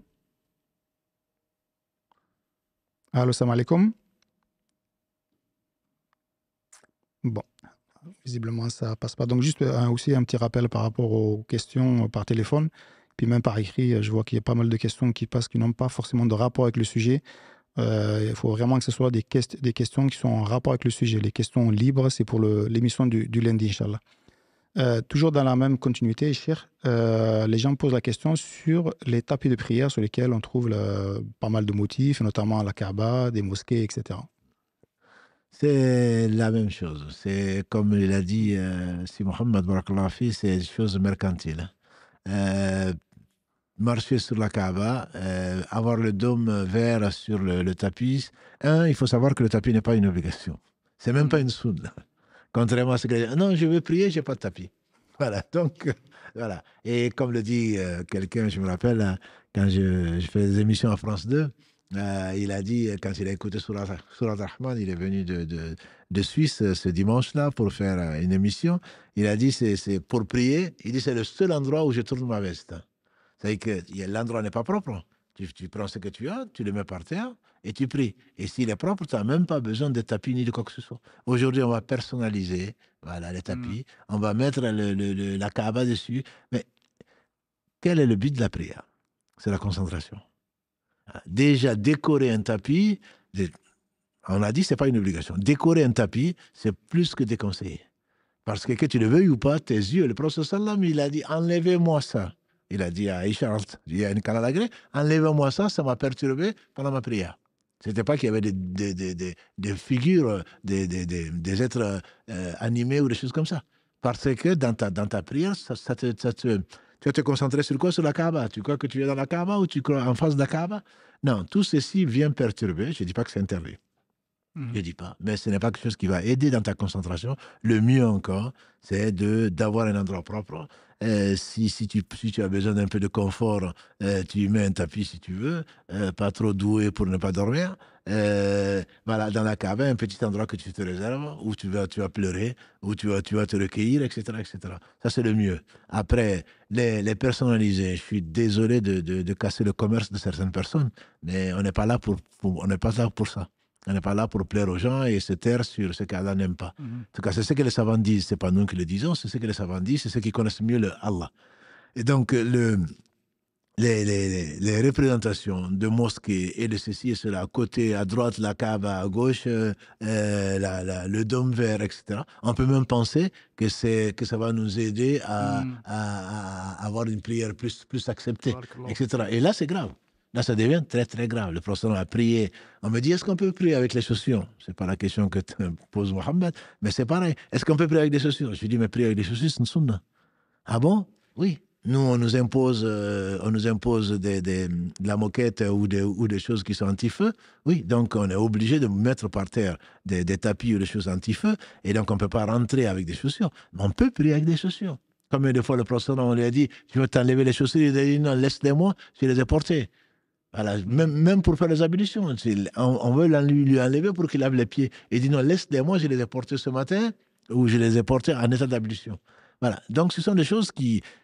La vie était simple, la vie était belle, mais elle était simple. Voilà. Aujourd'hui, il faut tout un tas. Non, je ne peux pas prier parce que je suis sale. Non, tu veux dire que tu n'es pas sale. Sale dans le sens d'impureté. Voilà, tu n'es pas sale. C'est pas parce que tu t'es pas lavé, tu n'as pas mis ton parfum que tu es sale. Non. Donc, on a compliqué la vie et on n'a pas besoin de tapis. Si on doit le faire parce que l'endroit est sale, on pense, on peut le faire, mais il faut que ce soit le plus simple possible, certainement pas avec des décorations. Moins il y a des décorations, mieux c'est. C'est vrai que même dans certaines mosquées, il y a les moquettes, il y a pas mal de motifs et c'est vrai que c'est assez perturbant quand on est en prière. Et barakallahu fik, Mohammed, ça me rappelle, certains disent que notre mosquée est une salle, c'est un gymnase. Parce qu'on a tenu, on a voulu qu'il n'y ait pas de représentation. Et là, les gens, dans les mosquées où il n'y a pas de calligraphie, pour eux, ce n'est pas une mosquée. Voilà. Parce que la conception, alors que la mosquée doit être vide de tout sauf d'Allah. Elle doit être vide de tout. Et rien ne doit attirer ton attention. Tu es dans la maison d'Allah, tu viens pour te concentrer, et il va falloir, comme à Médine ou ailleurs, déchiffrer la calligraphie. Voilà. Non, c'est quand tu es dans une mosquée, s'il y a de la calligraphie, personnellement, je suis attiré à essayer de découvrir quel verset, et donc ça va de droite à gauche, de haut en bas, et finalement, au lieu de faire Subhanallah, Alhamdulillah, Allah Akbar, La ilaha illallah, au lieu de faire du dhikr, j'espère qu'Allah va le compter comme dhikr, mais bon, c'est peut-être moi, hein, j'essaye de déchiffrer ce qu'il y a. Donc la calligraphie n'est pas quelque chose dans la mosquée du prophète sallam, je doute fort qu'il y avait de la calligraphie. En tout cas, c'est très problématique, mais parce que le souci, c'est le commerce, effectivement, le côté mercantile qui a poussé à tout ça. C'est pas forcément la demande des gens, effectivement. C'est qu'on pousse des produits, et ces produits-là, petit à petit, on les achète, effectivement, et ça commence à inonder le marché parce que les gens, ils ont besoin de vendre, effectivement. Des tapis, et des tapis pour prier. Si les gens font tous la même chose, justement, voilà, le problème, c'est que certains ne peuvent pas se distinguer des autres. Et ça, c'est du marketing. C'est comme le Coran. Tu vois, par exemple, celui-ci, là, que j'ai trouvé ici. Regardez, il est décoré de partout. Il y a des versets ici. Il y a des décors. Pourquoi? Parce qu'un mushaf, c'est un mushaf. Et lui, pourquoi il fait ça? C'est pour attirer l'œil qu'ils ont fait ça pour que les gens l'achètent. C'est pour des questions mercantiles. C'est pas forcément. Alors, le Coran, il n'est pas fait pour être décoré comme ça. Voilà. C'est même la porte de la Kaaba, non? Oui, c'est la porte de la Kaaba qu'ils ont mis dessus. Et effectivement, ils vont mettre des versets un peu partout, etc., pour que ça fasse joli. Mais c'est ça, en fait, qui sort, en fait, l'objectif du Coran, parce qu'ils ont mis des versets à l'intérieur. Le Coran, il n'est pas fait pour décorer des choses, pour servir des objectifs marketing ou des objectifs commerciaux. il est fait pour être lu. Effectivement, c'est ça qui est problématique. C'est quand le commerce rentre dans le jeu, ça a toujours, malheureusement, ça pervertit beaucoup de choses, qu'Allah nous préserve. Ça ne veut pas dire que le commerce est interdit, je ne vais pas dire ça, mais le prophète, alayhi salatu wassalam, il l'a toujours dit, effectivement, c'est un danger. Parce que l'on voit l'intérêt de l'argent, on voit l'intérêt personnel, et malheureusement, ça obscurcit notre vision, et ça nous pousse parfois à emprunter des chemins tortueux, des chemins interdits. Qu'Allah nous préserve. Amen. Barakallahu fikum, en tout cas pour la précision. Je vous propose de prendre un appel. Est-ce que ça marche cette fois-ci? Allô, salam alaikum. Alaikum salam wa rahmatullahi wa barakatuh. Je me permets, avant de poser la question, de rebondir par rapport au fait des écrans pour les enfants. J'ai fait un genre de mémoire il n'y a pas très longtemps, et justement, je voulais sensibiliser parce que j'ai constaté qu'il y a beaucoup de sœurs dans la communauté qui donnaient leur téléphone à leurs enfants pour être tranquilles. Voilà, je voulais vraiment mettre en lumière le fait que les écrans avant 3 ans, pour les petits, c'est très très délétère pour leur cerveau, pour leur apprentissage, et même après 3 ans, c'est très très très très délétère pour le développement intellectuel de l'enfant. Donc voilà, j'espère que ça apportera ses fruits, que les parents se renseignent, mais c'est vrai que c'est malheureux de voir des petits comme ça, un peu abandonnés devant les écrans. La question que je voulais poser, c'est par rapport au voyage pour la femme qui est seule. Est-ce que c'était autorisé ou pas du tout? Alhamdoulilah, ça ne fait pas partie effectivement du sujet du jour. Je suis désolé, c'est pas parce qu'on ne veut pas répondre effectivement à la question. Et ça ne fait pas partie alhamdoulilah, du sujet du jour. Du coup, je vous conseille effectivement de poser la question par écrit. Inch'Allah ta'ala, on va essayer effectivement d'y répondre. Barakallahu fik. Et barakallahu fik pour le conseil. Pour le conseil, effectivement, qu'Allah te récompense par le meilleur. C'est un conseil que le cheikh tout à l'heure a mis en avant, et barakallahu fik de le réitérer effectivement et prévenir nos frères et nos sœurs des dangers des écrans, surtout vis-à-vis des enfants à des âges effectivement où ils ne devraient pas être exposés autant à des écrans. Non, barakallahu fik, ma sœur, malgré effectivement qu'on va essayer de répondre Inch'Allah lundi à ce voyage de la femme sans être accompagnée, mais je pense que c'est l'histoire d'écran et pas que le téléphone. C'est vrai qu'on se débarrasse des enfants, quoi. C'est dommage, c'est vraiment dommage. Et moi, j'ai beaucoup de respect pour nos sœurs, pour nos femmes, pour nos mères, mais c'était pas ça, quoi. L'enfant était la vie même de la mère, quoi, sa raison d'exister. Et aujourd'hui, on préfère, on lui donne, l'enfant pleure, on lui donne un téléphone. Et aujourd'hui, je suis sûr que mes petits-enfants connaissent mieux le fonctionnement d'un téléphone que leur grand-père. Ça, je suis convaincu. Parce qu'ils sont toujours avec. Quand j'ai des petits-enfants, que mes belles-filles ne pensent pas que je suis en train de les critiquer, mais je veux dire, les petits connaissent tellement le fonctionnement de ces appareils électroniques, parce qu'on leur donne et puis comme ça, on s'en débarrasse. Et on fait tout et n'importe quoi avec. Donc, tu as tout à fait raison, et qu'Allah te bénisse pour ce rappel-là. C'est pas qu'à 3 ans, comme tu dis, même bien plus tard, et devant la télé, c'est pareil. Hein. Devant la télé, c'est pareil, et on laisse nos enfants, et même nous-mêmes, parfois, on est absorbé comme s'il n'y avait que ça dans la vie. Et voilà, pour s'occuper. Mais je mets au défi qui que ce soit de justifier le quart de son temps, quoi, dans la vie. Donc, je pense que vraiment, on a mieux à faire que de rester comme consommateur. Et si c'est vrai pour nous, que dire alors de nos enfants qui ont un cerveau qui est en développement, et qu'Allah nous pardonne. Amin. Et pour les enfants, surtout qui vont en école primaire, il faut savoir que 10 minutes de télé le matin, ça les empêche d'être concentrés toute la matinée. Donc c'est vraiment, ça a un impact vraiment impressionnant sur le cerveau. Barakallahu fik.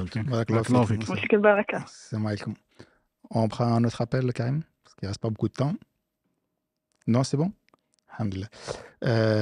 Donc une autre question que j'avais notée, il y en a plusieurs, mais je vais poser celle-ci. Il y a une personne qui me dit, est-ce qu'il y a des choses qui ne sont plus autorisées aujourd'hui, qui étaient autorisées à l'époque du prophète sallallahu alayhi wa sallam?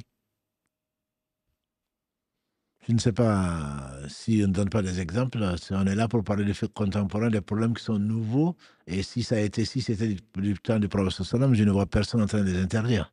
Voilà, mais je sais que ces gens certaines personnes vont dire non, si le prophète était là, il aurait fait ceci, cela, notamment de la séparation entre les hommes et les femmes dans les mosquées, etc. Je n'ai vu aucun savant en train d'interdire ce que le prophète a interdit d'interdire. Comme par exemple le fait que les femmes viennent dans les... N'empêchez pas les servantes d'Allah de fréquenter ces maisons. Aujourd'hui, on peut dire oui, mais ça c'était du temps du prophète. Allah le sait.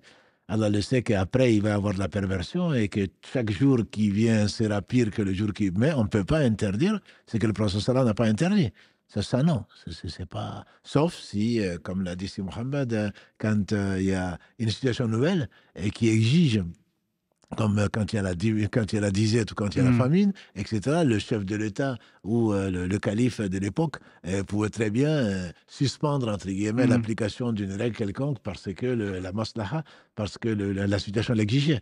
Mais ça ne peut être que suspendu, mais ça ne met pas en cause ni la sagesse et encore moins l'application des lois d'Allah subhanahu wa ta'ala. Ce n'était pas du tout dans cet esprit-là.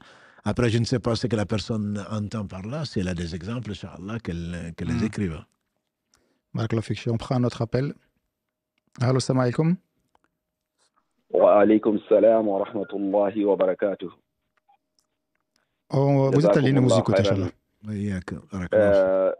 J'ai une question et une remarque. Je commence par la remarque. Tout à l'heure, Cheikh a dit tu arrives, tu as pris le sol et un peu sale, tu enlèves ta veste. Mais cette veste que tu as mis par terre, si tu la portes et que tu entres par exemple dans une mosquée, tu fais avec cette veste, est-ce que la veste n'est pas impactée par la saleté? Donc en fait, c'est pas une remarque que tu as, tu veux poser des questions en fait. Non, c'est une remarque par rapport Non, c'est pour rire. Non, la veste, quand je dis que l'endroit est sale, quand je dis l'endroit est sale, il ne s'agit pas de l'impureté. Voilà, j'ai confondu, peut-être que je n'ai pas expliqué. On dit c'est sale parce que bon, moi, soit on l'enlève avec les pieds ou avec la main. Tant qu'il n'y a pas de l'impureté avec certitude, l'endroit est propre, la terre est propre, c'est ça que je veux dire. Maintenant, si tu penses tu ne veux pas, tu es en costume ou je ne sais encore d'autres, tu ne veux pas salir, ben mets ton par-dessus dessus, mais ça ne veut pas dire que l'endroit est impur. Si l'endroit est impur, non, tu n'as pas à le faire. Tu n'as pas à le faire. Avec ça, effectivement, tu rentres à la maison et tu le mets à la machine à laver. Mais quand je parle de propre, c'est que les gens se disent non, ceci n'est pas propre pour faire la prière. Pourquoi? Parce que c'est impur? Non, c'est pas impur. Donc c'est dans ce sens-là. Et bien sûr, si c'est de l'impureté, tu vas pas le rentrer dans la mosquée. Ça, il n'y a pas de doute dessus. Jazakallah. Ok, je viens à ma question. C'est par rapport aux erreurs des prières. Si, en regardant le soleil, pour regarder l'irtiyari, darouri, on se dit, voilà, c'est la taille ou la taille et demie d'un objet. Est-ce qu'aujourd'hui, avec les horaires fixés par calcul, on peut se dire, hier j'ai regardé, c'était une demi-heure avant, c'est l'entrée de l'heure de la prière, et donc je me cale été comme hiver, j'enlève une demi-heure avant pour dire, ouais, là, c'est l'entrée de la prière, ou non, ça ne fonctionne pas comme ça. Ça, c'est probablement soit la semaine prochaine, je pense. Non, la semaine, ça c'est le Tahara, ça va être le. Donc ça c'est la ibadat. On va rentrer de là dans 2 semaines. Je ne sais pas si Mohamed veut te le prendre. Non, alhamdoulilah, si tu veux répondre, effectivement, c'est vrai. Alors, c'est dans la thématique de la série, mais pas la thématique du jour, effectivement. Mais on y répondra, Inch'Allah Ta'ala, quand on va aborder les questions nouvelles par rapport à la prière. Même s'il y a peut-être un lien avec les calculs dont on avait parlé tout à l'heure. Peut-être. Mais, alhamdoulilah, on laissera effectivement, Inch'Allah Ta'ala, quand on abordera le sujet, Inch'Allah Ta'ala, des horaires de prière, etc. Inch'Allah, là, tu as vraiment essayé de passer en force. En douce, tu as essayé de passer, ça n'a pas marché, là. Barakallahu fik. T'as un autre appel, Karim?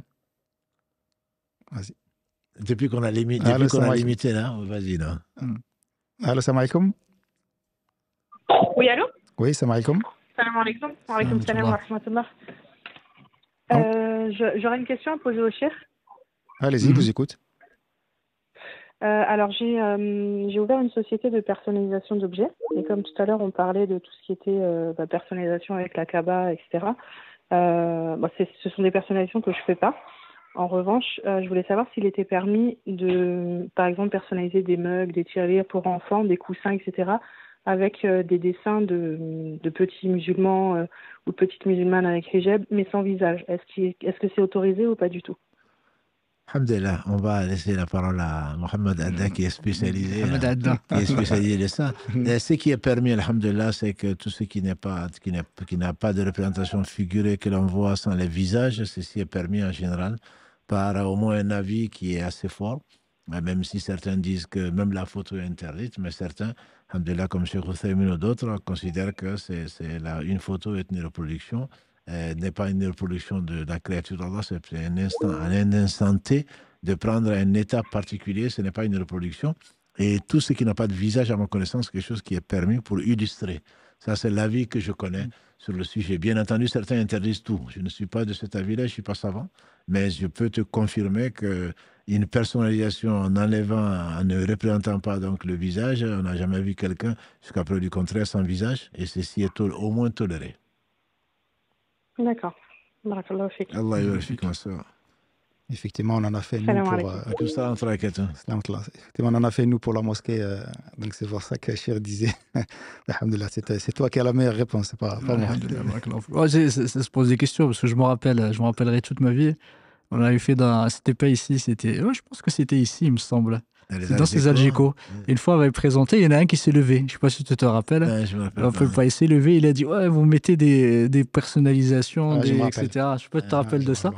Parce qu'on l'avait effectivement fait ça, parce que les gens confondent, parce qu'ils ne connaissent pas. C'est ça qui est problématique, c'est que les gens ne connaissent pas les avis des savants, qu'est-ce qui est une représentation interdite de ce qui ne l'est pas. Du coup, il s'est levé, dès qu'il a vu des gens, effectivement, dans l'image, il a dit, vous mettez des représentations d'êtres vivants à la mosquée, c'est quoi ça, etc. Et c'était insurgé. Mais alhamdoulilah qu'Allah subhanahu wa ta'ala le guide et le facilite. Kabarakallahu fik. Un dernier rappel, Inch'Allah, parce que le Maghreb approche. Allô, salam alaikum.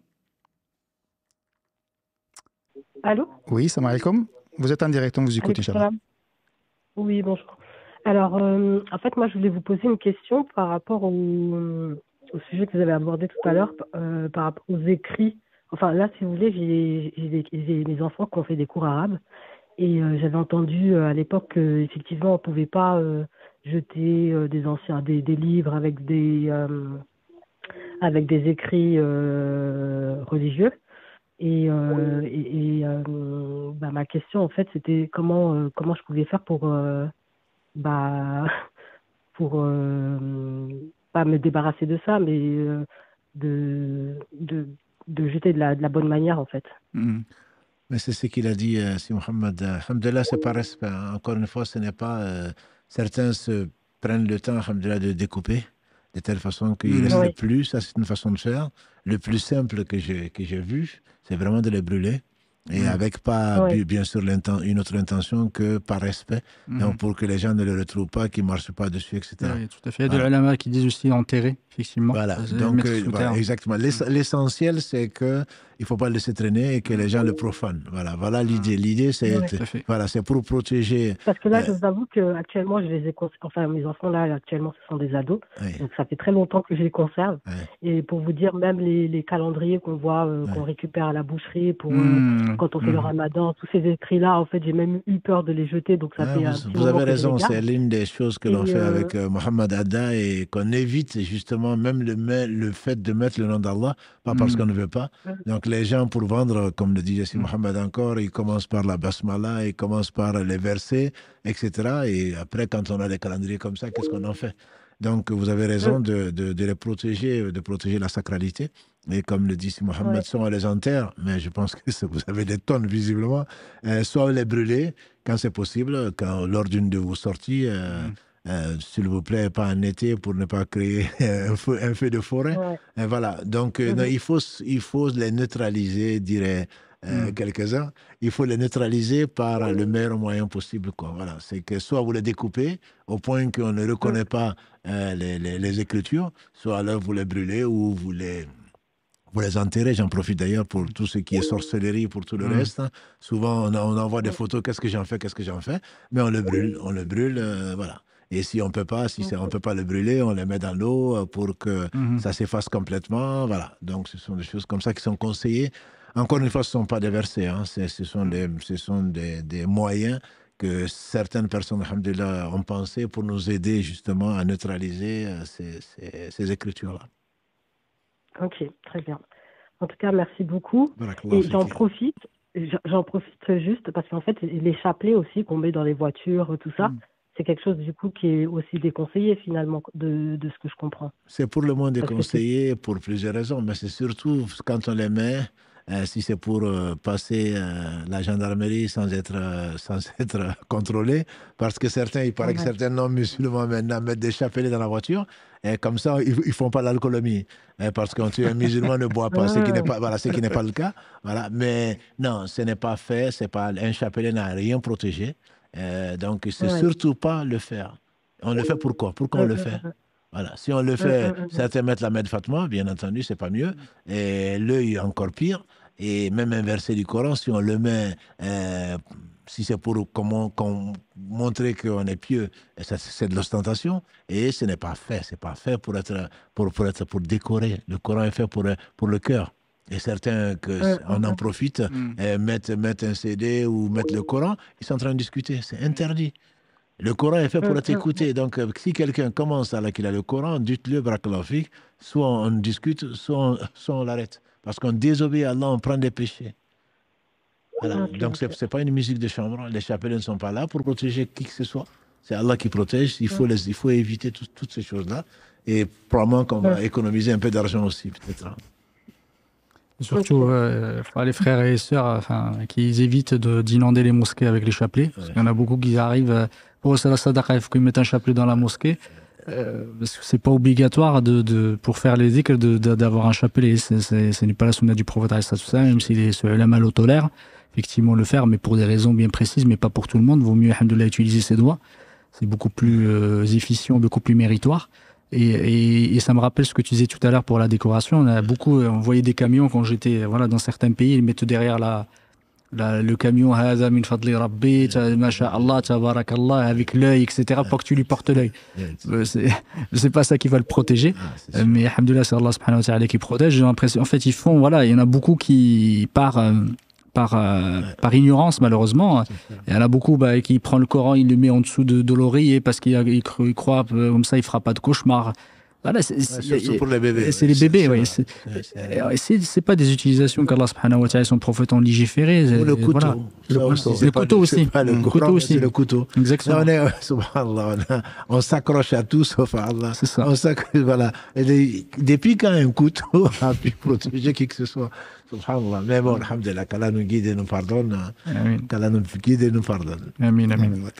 En tout cas, merci beaucoup. Et je tenais à vous dire, en tout cas, un grand merci pour tout ce que vous avez fait pendant le mois du Ramadan, pour tout ce que vous faites, en tout cas, vous et l'équipe, que Allah vous récompense vraiment.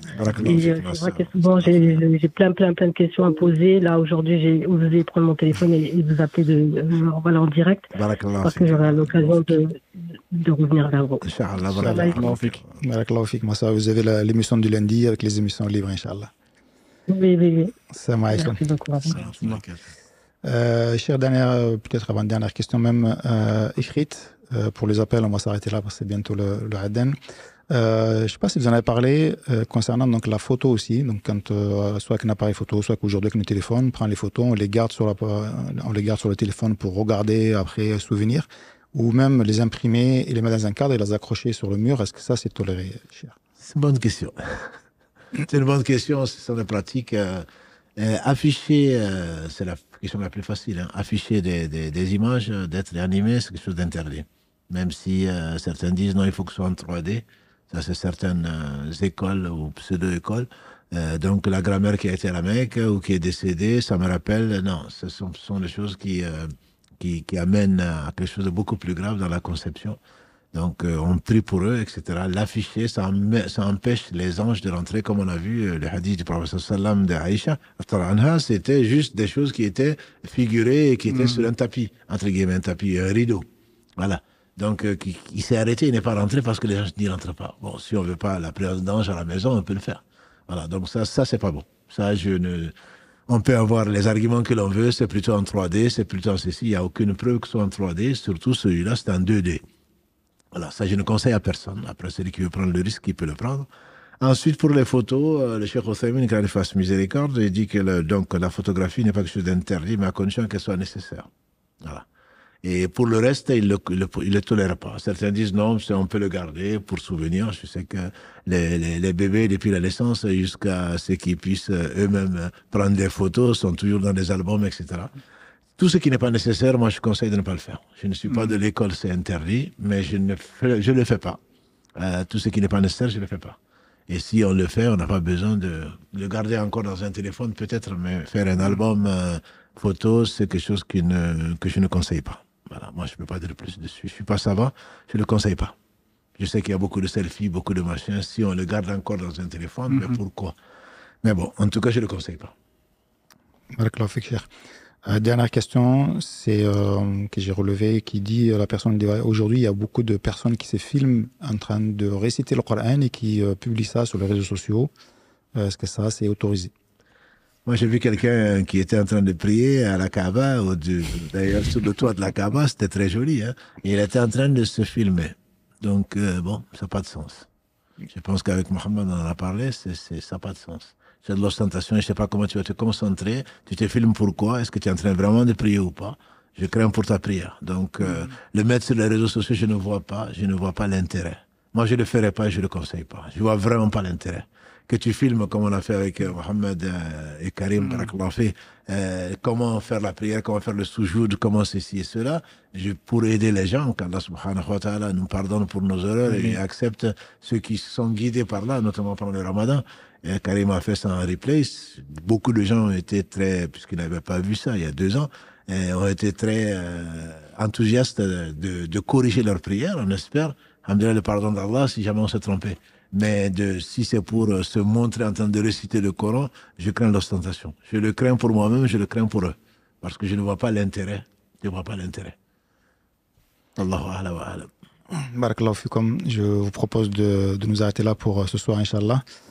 Et de se retrouver donc pour le live de lundi pour les questions libres et le quiz notamment aussi qu'on lancera demain, Inch'Allah. Donc, Mohamed, je te laisse terminer, Inch'Allah. Barakallahu fikum. Qu'Allah vous récompense par le meilleur, qu'Allah bénisse nos frères et nos sœurs qui nous suivent. Qu'Allah subhanahu wa ta'ala nous accorde la science bénéfique et nous fasse profiter du savoir et de la science. Barakallahu fik, jazakallahu khairan cheikh pour ta présence et pour ta participation. بارك الله فيكم سبحانك اللهم وبحمدك أشهد أن لا إله إلا أنت أستغفرك وأتوب إليك سبحان ربك رب العزة عما يصفون وسلام على المرسلين والحمد لله رب العالمين.